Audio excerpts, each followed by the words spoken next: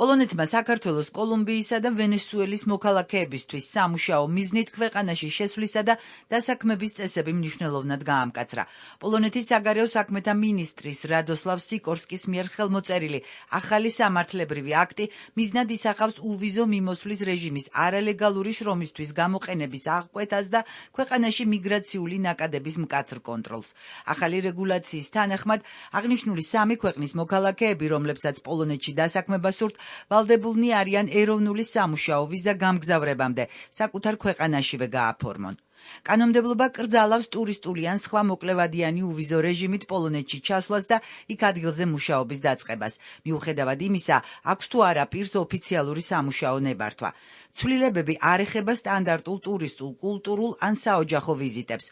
უვიზო მიმოსვლა ამ მიზნებისთვის კვლავ ძალაში რჩება. პოლონეთის მთავრობის განმარტებით გადაწყვეტილების მიზეზი გახდა ტენდენცია, რომლის დროსაც საქართველოს, კოლუმბიისა და ვენესუელის მოქალაქეები სისტემატურად იყენებდნენ ბიომეტრიულ პასპორტებს შრომით ბაზარზე არალეგალურად შესაღწევად.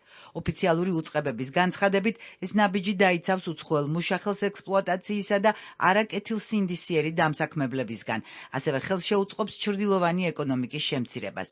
რაც შეეხება იმ პირებს, რომლებიც პოლონეთის ტერიტორიაზე ახალი კანონის ამოქმედებამდე შევიდნენ და მუშაობა უკვე დაწყებული ჰქონდათ, მათზე ძველი წესები გავრცელდება.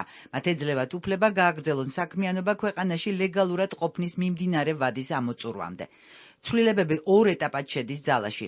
15 აგვისტოდან პოლონეთში სამუშაო მიზნით შესვლა უვიზოდ აღარ შეიძლება. საჭიროა ეროვნული ვიზა.